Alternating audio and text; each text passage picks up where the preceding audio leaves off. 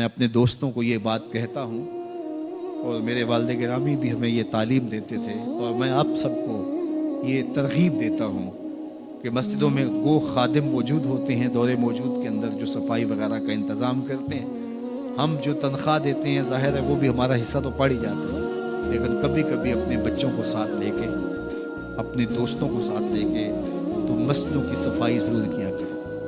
سال میں ایک دفعہ تو ضرور کر دیا کرو، اگر ہر مہینے کو ایک دن مقرر کر لیا کرو کہ آج کیا کرنا ہے، ہم نے کسی قریبی مسجد کی صفائی کرنی. مسجد کی صفائی کرنے والے کا دل صاف ہوتا ہے اور اس کو تکبر سے نجات نصیب ہو جاتی ہے. تو اللہ کے پاکیزہ گھروں کے ساتھ وابستگی، دل بستگی تعلق کے خاطر اور اس کی آبادی کے لیے کوشاں ہونا، لوگوں کو دعوت دینا کہ آؤ مسجد کی طرف چلیں، مسجد کی طرف چلیں، لوگوں کو نماز جمعہ کی دعوت دینا، لوگوں کو نمازوں کی دعوت دینا، مسجد میں بیٹھنے کی ترغیب دینا، یہ ایمان والوں کی علامت ہے اور یہ خوش نصیب لوگوں کا مقصوم ہے کہ وہ مسجد کی آبادی کے لیے کوشاں ہو جاتے ہیں اور آنے والوں کو خوش آمدید کہتے ہیں. مسجد کا امام ہو، مسجد کا خطیب ہو، منتظمہ کمیٹی ہو مسجد کی، یا انتظامیہ ہو یا خادمین مسجد ہو، ان کو یہ چاہیے کہ آنے والوں کو ویلکم کریں، آنے والوں کو تکریم دیں، عزت سے بٹھائیں، ان کی سہولیات ممکنہ حد تک اس کے لیے کوشش کریں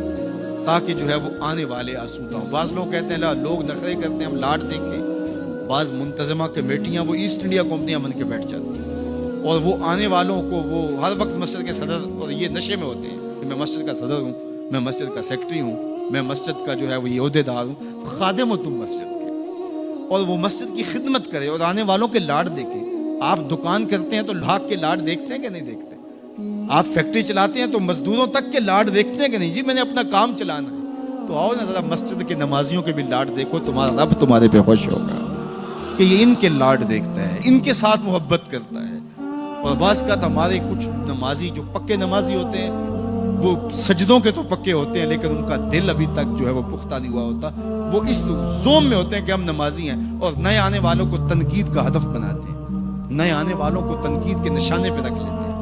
یہ بعض کا یار موبائل ہی کھلا رہ جائے اور کسی کا بجنے لگ جائے، یہ کسی نے جان بوجھ کے تھوڑا کھلا رکھا ہوتا ہے، یہ غلطی سے رہ گیا تو موبائل بجنے لگ جائے تو یوں گور کے دیکھتے ہیں جس طرح اس کو کھا ہی جائیں گے. میاں ایسا نہیں ہے.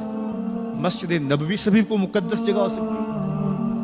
اللہ کے محبوب تشریف فرماتے، صحابہ بھی جلوہ فراز تھے. ایک دیہاتی آیا، بدو تھا، اس کو آداب کا پتہ نہیں تھا، وہ مسجد کے اندر پیشاب کرنے بیٹھ گیا. کچی جگہ تھی، وہاں بیٹھ گیا پیشاب کرنے. صحابہ مارنے کے لیے دوڑے، فرمایا رک جاؤ. اب بیٹھ گیا تو اس کو کر لینا، بعد میں پانی بہا دینا. جب اس نے پیشاب کر لیا تو آقا کریم سے بلایا، ان کو کہا آپ پانی بہا دیں. اس کو کہا یہ مسجدیں ہیں، یہ ذکر فکر تلاوت کلام مجید کے لیے بنائی گئی ہیں، یہ بول و براز کے لیے نہیں بنائی گئی. اس کو یہ کہہ کے اس کی بھی تصحیح فرما دی اور دوسری جانب جو ہے وہ صحابہ کو کہا اب بیٹھ گیا تو اب جو ہے وہ اس کو کر لینے.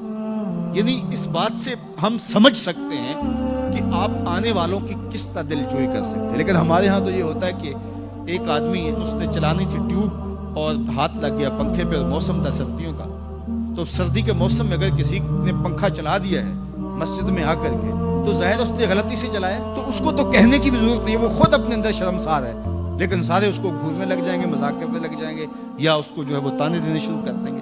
تو یہ رویہ، یہ شریعت ایسے رویے کی اجازت نہیں دیتی.